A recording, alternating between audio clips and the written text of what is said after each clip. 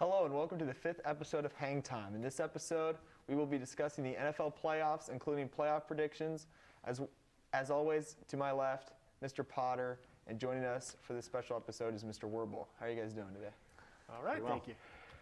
All right, before we discuss some playoff teams and your guys' predictions, it's important that we talk about some teams that didn't make the playoffs. The Cleveland Browns are once again out of this year's playoffs.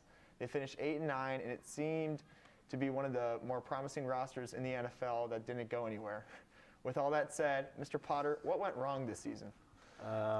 What went wrong? Great question. I really wanted Baker to be the guy, but there's so many fourth quarter comebacks that he couldn't get done. I think the play calling suffered a little bit, injuries here and there, but injuries happen. I just think that the Browns have to look elsewhere at quarterback, unfortunately. I give Joe Woods a heck of a lot of credit. That defense kept the Browns in a lot of games, but just couldn't win the close ones. And, with that, losing close ones will get you out of the playoffs. Mr. Werble? Talking about why the Browns weren't very good this year. I got a little different take. I felt really let down on the tight end play. And especially at one time, Hooper was the highest paid tight end in the NFL, and he performed so poorly. It was disgusting. Now, the other thing, and I think it's going to get into your next question that I was really let down on, was some of the decisions from the head coach. I think that injuries hurt him quite a bit. And I'm not ready to say that we need a different quarterback. I mean, when you have a shoulder and your arms, harnessed to it, you're going to lose some motion. You're playing against the best athletes in the world. That half a second is all it takes for having a bad year. So I want to see Baker again next year.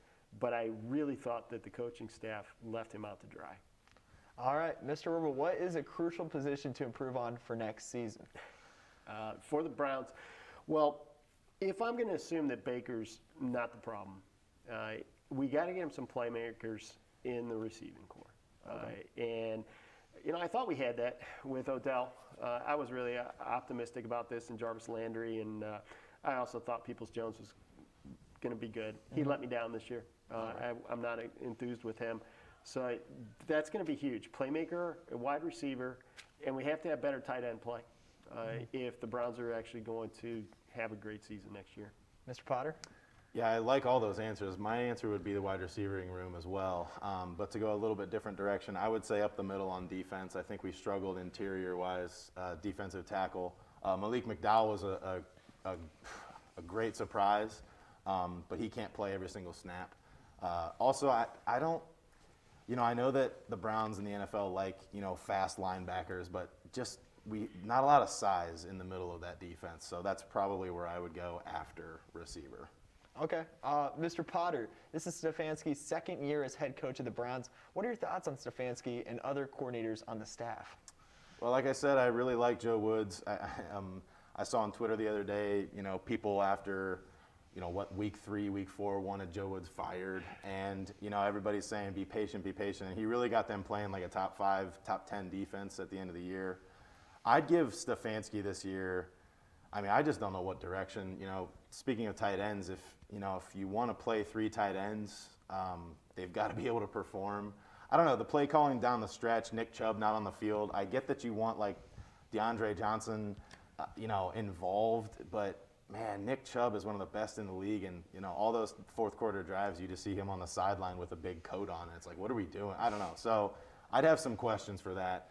And as far as Alex Van Pelt goes, I think last year he helped Baker progress, but I think this year the injury really prevented him to take another step forward. Mr. Werble? I like the coaching staff. Now, I'm criticizing Stefanski, but by no means do I want him gone. I think that we should have had some changes. As far as Baker should have sat at least 3 of those games, and D'Ernest Johnson is not Nick Chubb. He's not Kareem Hunt. I was disgusted seeing him in the fourth quarter as well. But the thing about it is, young coach, so many times in the NFL, teams give up on him. Think about, Bill Belichick wasn't all that great. People weren't all that excited about him in Cleveland his first year or two. But to have a stable coaching staff is how you're going to end up building a winner year after year. I do not want to see any of these guys gone. Got it. Mr. Werble, what are some teams you thought early on that would make the playoffs that did not? Let's throw the Browns out there. Certainly, but I'm a homer. One of the surprises to me, I think, was the Chargers. And such a great young quarterback, running game, and they had a lot of momentum because they seemed to overperform the year before. And for them to get there at the end and then lose to Vegas, that was surprising to me. And the other team that made some strides 2 years ago that you would think would be back because they actually, in my opinion, improved at quarterback were the Chicago Bears. So I was a little surprised that they didn't make the playoffs as well. Mr. Potter? Yeah, my number one pick would be the Chargers as well. Especially watching the Browns play the Chargers. It's the only Chargers game I watched. But after watching that game, I thought they were going to score 50 points every week. Herbert is a stud. Just to have that quarterback locked down, quarterback of the future, I really thought that they were going to have a better record. And then the Seahawks were a tremendous disappointment this year for me. I'm a huge Russ Wilson fan. They've got a lot of issues, but just, from a talent perspective, I really thought that, every year you could have picked them to make it. So. Well, now the Browns and 31 other NFL teams have released their opponents for 2022. I know it's a bit early, Mr. Potter, but what is the prediction for the record next season? It is a little early, Stan.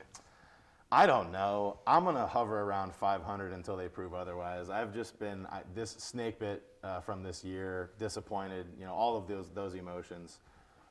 Depending on what Pittsburgh does at quarterback this next offseason, but Joe Burrow is only going to get better. He's like a Hall of Fame talent. So our division's not going to get any easier. Yep. But I'll hover around 500. I don't know, 9-8, 8-9, 10 wins. With the 2 wild card spots might get us in, but I'm not going to overhype it like we both did last year. Mr. Herbal? I'm looking at it, and at home, let's say in conference they go 500, which would be great. So I'm going to say, well, all right, they're going to be about 500 in conference, but at home they got the Saints, Buccaneers, Chargers, Patriots, and Jets. I think they win 3 of those. And then when I'm looking at it, so that gives them 7, but this away schedule is really so easy this year compared to previous. You get the Falcons, Texans, Dolphins, Washington, and the Bills. So those away games, you sneak in a couple wins there, all of a sudden, I got the Browns winning 10 games. Not because I think they're better, but I think their schedule is easier. Interesting. Prior to the show, I had Mr. Potter and Mr. Werble fill out their own NFL playoff bracket. Let's see what Mr. Potter has on his bracket.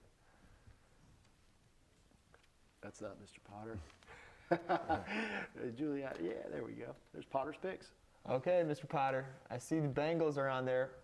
Why you got the Bengals going forward? Well, I have so much confidence in Joe Burrow. I mean, Jamar Chase is, I think, the best receiver in the league. They're fun to watch. They can score a ton of points at any given time. And I am just not sold on the Raiders. I cannot believe they made the playoffs. There's 2 sides to the Raiders coin. They've won a lot of ugly games, and sometimes in the playoffs you've got to win ugly. But just the way that they're winning some of these games, I just got no faith that they can really dominate, or make a run. The other pick that I've got, I don't know if we're going back and forth here. I can do mine. I picked the Patriots. Again, I just think that defense and Bill Belichick has, I don't know. It's really hard to pick against him and Tom Brady in the playoffs. I mean, that's just what they do. It's what they've built their legacy on. I don't believe in Buffalo. They're home. It's supposed to be really low scoring, so I give the edge to the Patriots. I'm going to go with the Buccaneers against the Eagles at home. They're a 9-point favorite. But I think Jalen Hurts keeps it close. He's an athlete. He's a lot of fun to watch. So I'm going to give the Buccaneers, I don't know, maybe Tom Brady throws an interception here or there.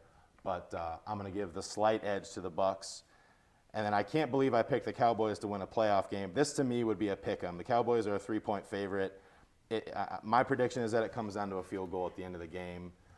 Maybe that running attack just sort of saps the clock a little bit for Dallas, and they can get a field goal at the end. And I think really short and sweet for the Chiefs and Steelers. Kansas City in a blowout. Big Ben, go away. And then my game of the week, I think this is going to be a blast to watch. I don't know what the over-under is, but I'm going to take the over. Cardinals and Rams. I'm just going to give Stafford. I had him on my fantasy team. He's been so Jekyll and Hyde. I can't get over that one game he threw three interceptions and killed me. But I'm just going to give the slight edge quarterback play to Kyler Murray. I think they've got something special this year. Okay, Mr. Werble, let's take a look at your bracket. All right. I did make a change after I saw Mr. Potter's picks, just so we weren't all the same, because I only had one different. And the one that I had different was the one he just talked about. I do think that Stafford finally being on a team with talent and receivers, I like the Rams. I do. For what he suffered through in Detroit, it just seems like he's got to win that game. Yep. I originally had the Patriots, but I was on the fence with that. It's Belichick, right? But the Bills were a lot of people's Super Bowl pick going into the season.